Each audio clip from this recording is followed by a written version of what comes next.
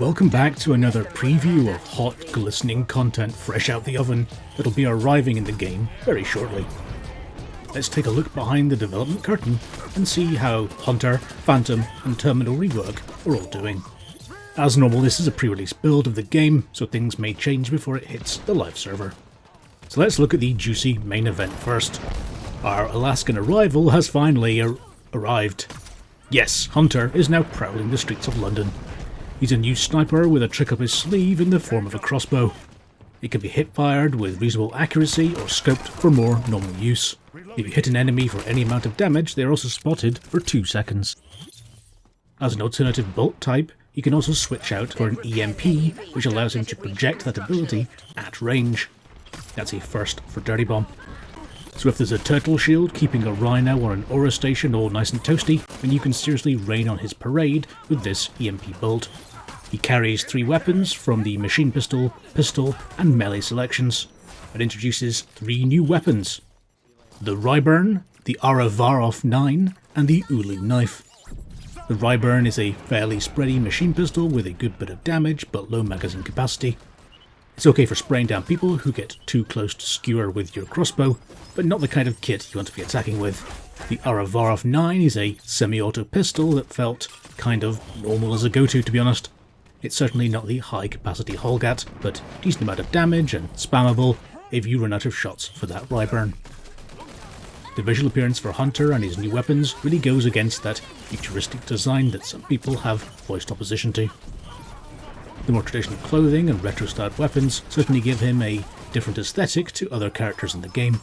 His clothing arguably suits the bronze camouflage effect more naturally than any other. One of the big things that Hunter brings to the sniping table is constant damage output. He doesn't have the hit scan of something like a PDP, but his sniping is an ability, so he doesn't need to worry about ammunition. You can spam bolts to hold an area or an angle, and there's no downtime for magazine reloading, though you are rewarded for charging up bolts for more damage. You have to learn the arc of the bolt's flight path, which adds a nice bit of additional skill and experience to things. It makes one-shotting people at range feel even more rewarding than it might do from a normal sniper.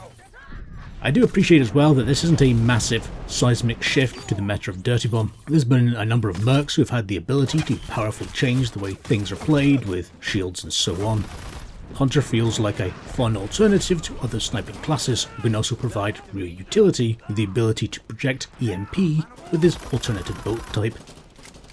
Some improvements? Well, I would say that the smoke trails, which are only available to the shooter, so you aren't actually giving away your position as much as it might seem at first. They're a bit too much and can obscure vision when firing quickly. I toned those down. The XP he earns will probably need tweaked as well. He seemed to not earn as much as other mercs, but it's probably better if we see how he performs on live servers as well. The other merc to see some changes in this update is Phantom.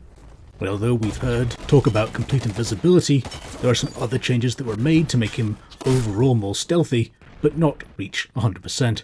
He now has a cloak lasting 10 seconds and a cooldown of the same duration. But during that, the EMP will charge up and become deployable independently. It's no longer a constant on aura around Phantom. If you don't activate the EMP, it automatically triggers when you run out of cloak, so you're rewarded for staying aware of how much charge you have left and where you are relative to other players. Most of all, for current Phantom lovers, he seems still weeb stick viable if you like your auras sliced and diced. However, I must try to say at least, do experiment with using your primary weapon rather than just swinging that katana around all the time. He's actually shockingly effective when used that way. Negatives for Phantom? Well, they mostly come from how strong he feels now. He's not 100% invisible, but there were moments when I thought people were going to see me, but they ran right past. The noise he makes while cloaked moving around isn't that loud either, so that with the lack of the EMP aura acting as a forewarner that someone is sneaking around, means that he can appear seemingly unannounced more than before. I'd imagine we'll see some tweaking done to Phantom based on data and community reaction. He's obviously a very popular merc with an ability that can become overpowered or underwhelming quite quickly, so getting those balanced on the gameplay seesaw will take some more tuning. Finally, we have Terminal, or specifically Terminal Stage 1. that has not so much been tweaked but comprehensively reworked. I know that we've all had poor balance on Terminal before, and I can't remember the number of tournament matches that I've commentated on that ended in a full hold, so seeing it go back to the drawing board was welcomed by me for sure. One of the main problems, in my opinion, for the original Terminal was the side generator. It was too easy for quick-acting defenders to kill that gen, and then force attackers onto one side of the map, and basically semi-spawn hold them. All that is now gone in this new version of Terminal. There are routes and areas that feel familiar, like balcony and the office window and the courtyard between them, but the fabric of the rest of the map feels new and more open. The sub-sadness that cool wall jumps up the pillar that snipers took to find higher vantage spots have gone in the process, but I'd trade that for a more balanced and a fun experience overall. I played a number of times on this newly revamped Terminal and never experienced a full hold. But I did get some longer time stalls in the first objective. Like all of these things in DB, perhaps there'll be some more tweaks once the map goes into live servers and you see stats of how things are shaking out. But from a viewpoint of my enjoyment, this Terminal rework is long overdue and welcomed.